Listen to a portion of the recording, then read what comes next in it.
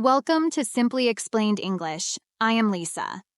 And I'm Eric. Do you want to improve your English easily? If so, you're in the right place. Okay, today we'll listen to a podcast about how to give your opinion. Let's listen to it. Hello, everyone, and welcome back to our podcast. I'm Mark. And I'm Emma. Today, we're talking about something we all do every day, giving opinions. That's right, Emma. Whether we're chatting about the weather or discussing big ideas, opinions are everywhere. Exactly. And in this episode, we'll explore different ways to give your opinion and express yourself clearly in English, from simple everyday situations to more thoughtful discussions. Plus, we'll look at how to disagree politely, which is super important. So, let's get started. First up, let's talk about giving opinions on everyday stuff. You know, like, is it going to rain today? Or do you like pizza? For these situations, we can use some really easy phrases. What's a good one, Emma? I think is super common. Like, I think it's going to rain today. Perfect. Or you could say, I think pizza is delicious. Definitely. Another one is, I feel like. For example, I feel like a plant-based diet is healthier. Or, I feel like he is not telling the truth. Good example. And how about, in my opinion? Yes. In my opinion, traveling in the daytime is more convenient.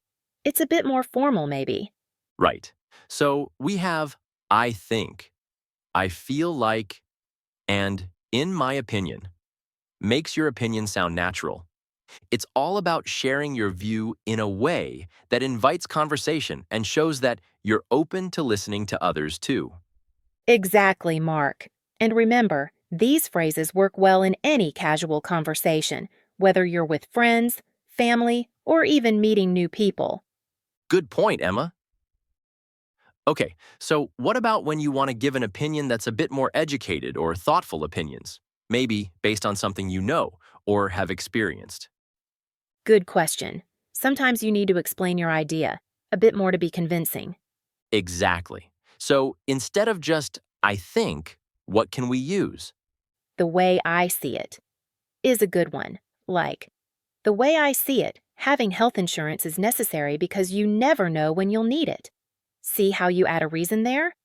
Yeah, you can also say, the way I see it, learning a new language opens up many opportunities because it allows you to connect with more people and cultures. Yeah, that makes it stronger. Another one is, here's what I think, for example. Here's what I think, taking the train to New York is cheaper and more enjoyable. Or, here's what I think, we should try that new restaurant downtown. Nice. And another one is, as far as I'm concerned. It's a bit stronger, right? Yes, it is. As far as I'm concerned, learning English is the most important thing. Or, as far as I'm concerned, summer is the best season of the year. Okay, and what about if you ask me? If you ask me, investing in skills is the best way to make money. It's like you're giving advice. So the key here is to add a reason to your opinion. Don't just say, I think stocks are bad. Explain why you think that. Exactly. Now, what if someone asks you directly for your opinion, like, what do you think I should do? Ah, that happens all the time. You want to be helpful, but maybe not too pushy. Right. If I were you is a classic one. If I were you, I'd study hard to get into a good college. Or, if I were you, I would take a break and relax for a while. Helpful and direct. How about to be honest? It's another great phrase. To be honest, that mobile phone is too expensive. It's a bit more personal. Yes, it is. And you can also say another one. I'm not going to lie, but it is a bit stronger, maybe? Yeah, I'm not going to lie, but I didn't enjoy that movie. It's honest, but maybe a little sensitive. Yes, Emma. These phrases make your opinion sound less like a command and more like a suggestion. Exactly. They're more considerate. Okay, the tricky part, disagreeing politely. Nobody wants to start an argument. Definitely not. It's all about being diplomatic. So, how can we disagree without being rude? I see why you think that way, but is a great start. For example, I see why you think that way, but using AI in your job can actually improve efficiency. That's a good way to soften the disagreement. What about, at the end of the day, the fact is that? It's another useful phrase. At the end of the day, the fact is that happiness is more important than money. It's a way of stating your different views as a general truth. Or, at the end of the day, the fact is that spending time with family is what truly matters. And you can also say, I'm pretty sure that. Yes. Like, I'm pretty sure that Mariah Carey wrote most of her songs. It's a gentle way of correcting someone, maybe. So, always try to accept the other person's viewpoint before you disagree. It makes a big difference. Politeness is key. So, to wrap up, we've learned a bunch of ways to give opinions in English.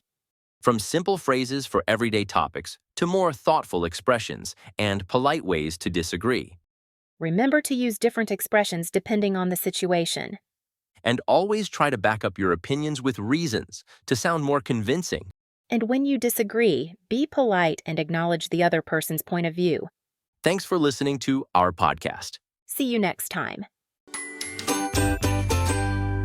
That was a great episode. Giving opinions is such an important skill, and I think Mark and Emma explained it really well. I totally agree. They covered so many useful expressions. I liked how they showed the difference between simple opinions and more thoughtful ones. Yeah, and I found the part about disagreeing politely really useful. Sometimes it's tricky to say you don't agree without sounding rude. Exactly. I see why you think that way, but is such a nice way to soften a disagreement. I think I'll start using that more often. Me too. I think this episode will be super helpful for English learners. No doubt. All right, let's start our podcast. What are the words today, Eric? The first word today is if I were you.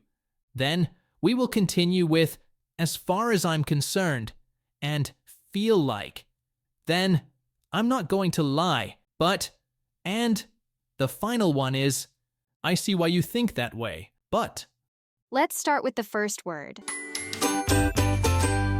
The first word is if I were you. If I were you. If I were you is a phrase we use when we give advice. It means if I were in your situation, I would do this. Ah. So it's a way of telling someone what you think is the best thing to do. For example, if I were you, I would take an umbrella. It looks like rain. Exactly. Even though we say I were, it's not a mistake. This is called the subjunctive mood, which we use for unreal or hypothetical situations. Normally, we say I was, but in this case, we say if I were instead, and we use would in the second sentence. That's an important grammar point. And this phrase is useful in daily life. Like, if I were you, I would study more before the test. Yes. Or, if I were you, I wouldn't buy that phone. It's too expensive. So we can use if I were you with would or wouldn't to give advice. Yes, Lisa. But is it formal or informal, Eric? It's neutral. You can use it in both formal and informal situations. That makes it really handy. Let's practice with a quick game. I'll give a situation and you use if I were you. Sounds good. Okay, first one. I have a headache. If I were you, I would take some medicine and rest. Nice. One more. I don't know if I should apply for the job. If I were you, I would apply. You have nothing to lose. Perfect. Okay, well, that's it for the phrase, if I were you. Now, let's move on to our next phrase. The second word is feel like. Feel like. Feel like has two important meanings. First, when we want to say we have a feeling or opinion about something, it often means we guess or sense something. But if you use it with a full sentence? Yes, Lisa. Feel like plus a full sentence. For example, I feel like it's going to rain. This means I think it will rain soon. Another example. I feel like he is not happy today. This means I think he is sad. So it's like saying I think, but with a bit more emotion or intuition. Yes. Now, let's move on to the second use. Feel like plus doing something. This means you want to do something or are in the mood for it. Yes. For example, I feel like going for a walk. This means I want to go for a walk. That's a great example. Here's another. They feel like watching a movie tonight. This means they want to watch a movie. Like, I feel like eating ice cream. That means I want ice cream right now. So, feel like doing something is all about your mood or desire. Yes, Lisa. And remember, after feel like, if we use a verb, it must be with ing. For example, I feel like eating ice cream, not I feel like eat ice cream. And if we use a full sentence, it follows the subject plus verb structure. Like, I feel like she is tired. It means I think she is tired. That's right. These phrases are super useful in daily English. Okay. Well, I think now our followers understand feel like better. Now, let's move on to our next word. The next phrase is, as far as I'm concerned. As far as I'm concerned. As far as I'm concerned is used when you want to express your personal opinion about something. It's similar to saying in my opinion or the way I see it. Let's say we're talking about pizza. I might say, as far as I'm concerned, New York has the best pizza in the world. Oh, interesting. But as far as I'm concerned, Italian pizza is the best. See what we did there? We both used the phrase to give our personal opinions. Yes. And notice that this phrase is often followed by a statement that shows what you think. Right. Let's look at another example. Imagine a conversation about a movie. Okay. I might say, as far as I'm concerned, that movie was way too long. And someone else might say, really? As far as I'm concerned, it was amazing. So, it's a great way to politely express what you think, even if others disagree. That's true. And this phrase is neutral, which means you can use it in both casual and professional situations. Let me give one last example. As far as I'm concerned, the best way to relax is to read a book with a cup of tea. And as far as I'm concerned, it's going for a walk in the park. See? It's easy to use. Yes, easy peasy. Okay, well, let's move on to the next word. The next phrase is, I'm not going to lie, but... I'm not going to lie, but... We use this phrase when we want to be honest about something, even if it's a little surprising, personal, or maybe not what others expect. It's a way to introduce our true feelings or opinions. Right. So if I say, I'm not going to lie, but I ate way too much cake at the party, it means I'm admitting something honestly. Exactly. It can be used for both positive and negative statements, like, I'm not going to lie, but that was the best vacation ever. Or, I'm not going to lie, but your singing is interesting. Ouch! That last one sounded a little too honest. Ha ha ha. Yeah, sometimes this phrase can soften a negative comment. It's like saying, I don't want to be mean, but I have to be honest. And sometimes people use it just to add emphasis, even when they don't need to. Like, I'm not going to lie, but this pizza is amazing. You could just say, this pizza is amazing, but adding, I'm not going to lie makes it sound stronger. Like, I'm not going to lie, but I actually love watching cartoons. Yes, but be careful. If you use it too much, it might sound like you lie at other times. Oh, that's a good tip. I'm not going to lie, but we need to move on to the last word. Good job, Lisa. Let's do that. The last phrase is, I see why you think that way, but... I see why you think that way, but... When you say, I see why you think that way, you're showing that you understand the other person's opinion. Then, when you add, but you're introducing your own point of view. It's a way to disagree nicely. Instead of saying, "You're wrong," which can sound rude, this phrase makes your response more polite. For example, I see why you think that way. The movie was slow in the beginning, but I liked the ending. This means I understand why you feel that way, but I have a different perspective.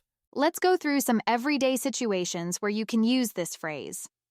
Okay, let's say I have a discussion with my friend. I say, I think social media is a waste of time. And she says, I see why you think that way, but it can also be a great way to stay in touch with people. Nice. Here's another one. Let's say you're at work, and your colleague says, "We should finish this project as fast as possible." And you say, "I see why you think that way, but we also need to make sure it's high quality." Perfect. It's a great phrase for both friendly and professional conversations. Remember, English has many ways to say the same thing. Here are some variations. Instead of, I see why you think that way, but you can say, I understand your point, but I get where you're coming from, but I respect your opinion, but... Okay. Well, that's it for today's episode of Simply Explained English. We hope you found the words helpful and the explanations easy to understand. Thanks for listening. Keep studying your English. And stay tuned. Bye for now.